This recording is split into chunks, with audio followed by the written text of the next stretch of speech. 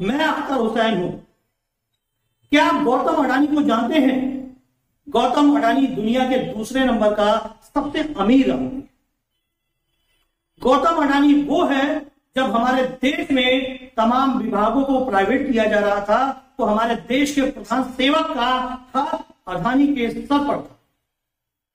उन्होंने अडानी को पोर्ट दिया, एयरपोर्ट दिया, बिजली दी, कोयला खदान दिया, स्टील प्लांट दिया, इतनी सारी चीजें उन्होंने अडानी को दे दी कि अडानी दुनिया के दूसरे नंबर का सबसे बड़ा अमीर बन गया। लेकिन मैं आपको बताना चाहूंगा कि जैसे ही हिडनबर्ग की रिपोर्ट आई, अडानी की कंपनी के शेयर धड़ाम से जमीन पे गिर गए, ध्वस्त हो गए और अडानी के किले में ये समझ लीजिए कि उसकी दीवारें खड़क गई। मैं आपको बताना चाहूंगा कि अडानी की संपत्ति 2015 से 2022 तक कितनी हुई और कैसे बढ़ी, कितनी तेज बढ़ी, जिसका अंदाजा आप भी नहीं लगा सकते। 2014 में 37,000 करोड़ का मालिक था अडानी। 2018 में 59,000 करोड़ का मालिक था अडानी। 2020 में 2.5 लाख करोड़ का मालिक था अडानी। और जिस वक्त हमारे देश में कोरोना काल चल रहा था, भारत में कोरोना के द्वारा मौतों का तांडव हो रहा था, लोग एक दूसरे की मदद कर रहे थे, हॉस्पिटल में लाशें बिखरी पड़ी थी, लोग रोड पर पैदल चल रहे थे कि किसी तरीके से हम अपने घर पहुंच जाएं, अपने परिजनों में पहुंच जाएं। उस वक्त अडानी की कुल संपत्ति 11 लाख करोड़ थी। आप सोचिए, जब भारत में लोग एक दूसरे की मदद कर रहे थे, एक दूसरे को खाना खिला रहे थे, एक दूसरे की पानी पिला रहे थे, यहां तक कि मरने वालों के 100 जब परिजन नहीं ले जाते थे तब भी लोग ले जाते उसका दाह संस्कार कर रहे थे, उस वक्त अडानी की संपत्ति में कई गुना ज्यादा इजाफा हुआ। अडानी ने अपने किसी भी प्रोडक्ट पर 1 रुपए का रेट उस वक्त नहीं घटाया, क्योंकि हमारे प्रधान सेवक भी कहते हैं कि आपदा को अवसर में बदलिए। उस वक्त अडानी ने भी आपदा को अवसर में बदला और अपने तमाम प्रोडक्टों के जरिए भारत में मजबूर थे लोग, लाचार थे लोग, घरों में बैठे थे, कोरोना के डर से सहमे हुए थे, मौतें हो रही थी, लेकिन खाना खाना है, जीना है, लोग खरीदते थे। 1 रुपए की छूट न देने वाला व्यक्ति है अडानी। उसकी संपत्ति कोरोना काल में 11 लाख करोड़ की हो गई। वो व्यक्ति है अडानी। और हिडनबर्ग का रिपोर्ट आते ही अडानी का किला ढहने लगा और वो 2 नंबर से सीधे 19वें नंबर पर आ गए।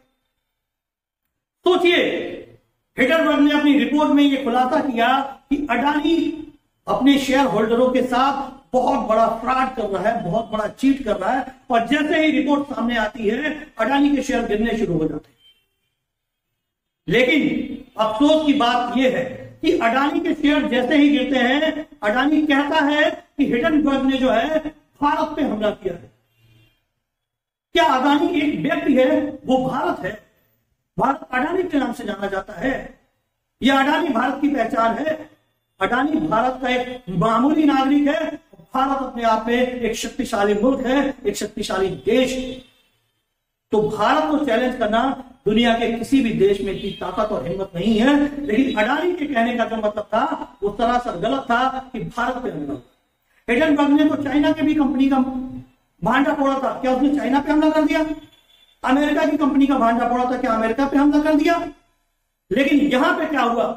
यहां हमारे प्रधान सेवक के जो संरक्षक हैं, जो चेले चपाटे हैं, जैसे ही उनको लगा कि अडानी पे विपक्ष हमलावर हो रहा है तो उनके चेले चपाटे कूद पड़े और अडानी को बचाव करने लगे।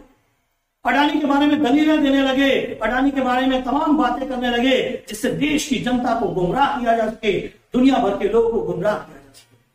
लेकिन अब लोग समझ चुके हैं कि अडानी क्या है और अडानी के शेयर क्यों गिर रहे हैं। और हिडनबर्ग ने जो खुलासा किया है वो बिल्कुल सत्य है। और जाते जाते एक और बात मैं आपको बता दूं, हमारे प्रधान सेवक के दबाव में अडानी की कंपनी में, जिसको कहा जाता है भारतीय जीवन बीमा निगम, यानी उसका नाम आते ही लोगों को यह लगता है कि जिंदगी के साथ भी और जिंदगी के बाद भी।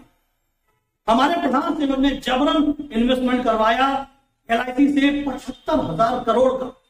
अगर ये पैसा डूबता है तो LIC अपने खाता धारकों को पैसा लाके कहां से देगी, ये सोचने का विषय। उसके साथ में FBI जो बैंक भारत में माना जाता है स्टेट बैंक ऑफ इंडिया, उसका भी 35,000 करोड़ रुपए अडानी की कंपनी में इन्वेस्ट कराया गया।